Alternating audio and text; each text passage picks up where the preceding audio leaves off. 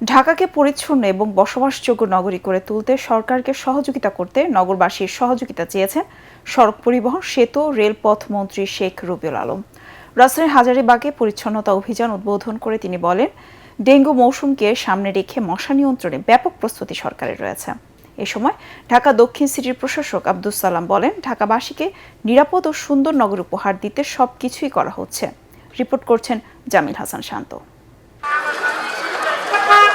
Dengue মৌসুমকে সামনে রেখে রাজধানীর হাজারীবাগে নিজ নির্বাচনী এলাকায় শনিবার মশক নিধন ও পরিষ্কার পরিচ্ছন্নতা কর্মসূচির উদ্বোধন করেন সড়ক পরিবহন ও সেতু মন্ত্রী শেখ রবিউল আলম।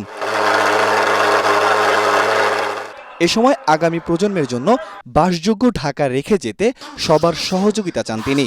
আমরা যদি সচেতন না হই তাহলে সিটি কর্পোরেশনের উপর শুধু দায় দিয়ে আর বর্জ্য ব্যবস্থাপনার জন্য কয়েকজন কর্মকর্তা কর্মচারী যারা সিটি কর্পোরেশনে আছে তাদের উপর দায়িত্ব চাপিয়ে আমার মনে হয় যে সফল হওয়া যাবে না। আপনার নগর বিল্ড আপ করার ক্ষেত্রে আপনারও অনেক অবদান আছে, সেটা আপনাকে বুঝতে হবে, মানতে হবে এবং বাস্তবায়ন করতে হবে। এদিকে মগবাজার এলাকায় বিশেষ পরিচ্ছন্নতা ও মশক নিধন অভিযান পরিচালনা করেন দক্ষিণ সিটি কর্পোরেশনের প্রশাসক আব্দুস সালাম।